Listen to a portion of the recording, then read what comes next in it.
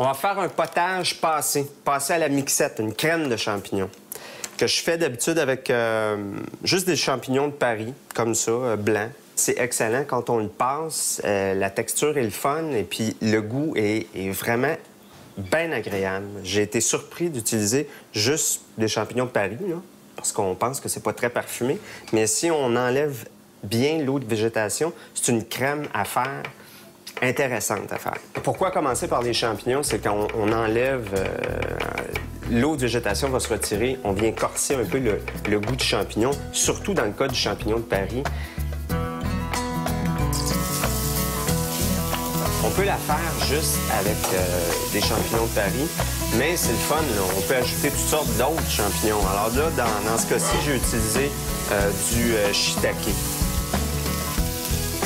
On a de la chanterelle à tube qu'on vient de réhydrater.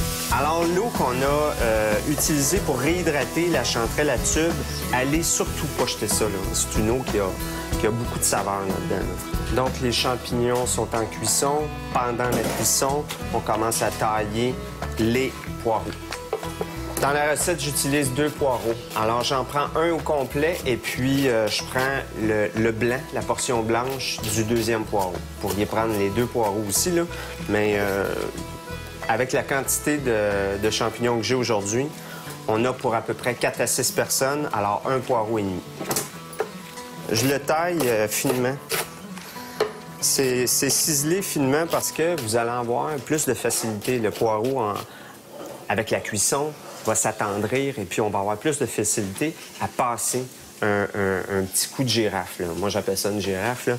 Mais le petit coup de mixeur, avec le poireau, s'il était vraiment coupé beaucoup plus gros, ça offre beaucoup plus de résistance et des grands filaments. Et ça, c'est pas voulu, là. C'est pas ce qu'on veut dans une crème onctueuse. L'eau disponible dans le champignon, là, on le fait évaporer, là. Moi, c'est à ce moment-là, quand c'est sec, là, que je vais râper un peu de noix de muscade. Alors, il me reste encore un peu de cuisson. Mais ce que je veux, là, c'est tout réveiller l'épice qui est sec à ce moment-ci. Là, les champignons qui sont réhydratés, là, je vais juste les presser comme ça, là. Puis je vais surtout pas perdre de jus de ça, là.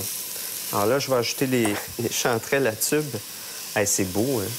Regarde, c'est beau. Quelle la couleur. Et que c'est beau. C'est magnifique, ça.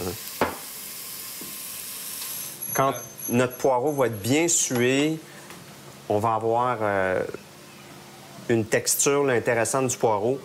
On ajoute un petit peu de matière grasse s'il en manque. Et là, je vais ajouter la gousse d'ail finement hachée. Toujours le même principe, hein? C'est que je veux pas colorer l'ail. L'ail coloré, c'est de l'ail qui... c'est très amer, hein? Un peu de thym, un peu de sauge. Quand c'est vraiment tendre, là, quand on voit là, que le poireau, là, il est bien sué. Alors là, c'est le temps de commencer à mouiller. On peut commencer par notre petit bouillon de champignons.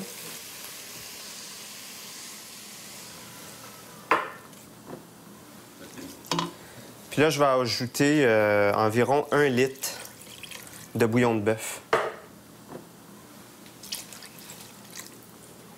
Et on poursuit la cuisson.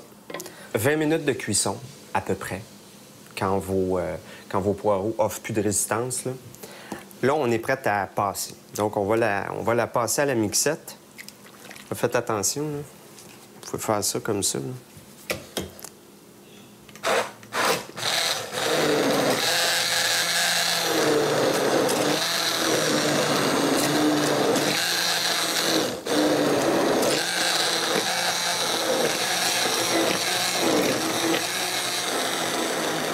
Mon potage est chaud, là. Ce qu'on va faire, c'est juste faire tomber les feuilles de bêta-carne comme ça. Et là, je vais mettre seulement que la partie feuille. Je ne mettrai pas la tige. Alors, juste les belles feuilles de bêta-carne comme ça. Juste pour donner une petite texture intéressante, là. Ça va nous faire un potage intéressant parce qu'on va retrouver quelques beaux morceaux de feuilles là, tombés à la dernière minute. C'est quand même assez coriace, hein, la bêta-carne. Alors, on va ramener une petite ébullition, puis je vais ajouter à peu près une demi-tasse, 250 ml de crème 35, juste avant de servir, comme ça. Puis savez-vous qu'est-ce qui pourrait être bien intéressant, parce que je l'ai déjà fait? Une petite version un peu plus allégée, c'est que j'ai pris même quantité, même proportion, 250 ml de lait évaporé. Vous savez, là, le lait évaporé en canne, c'est très bon. Franchement, c'est très intéressant. C'est une façon d'alléger un peu le potage que je vous ai fait aujourd'hui.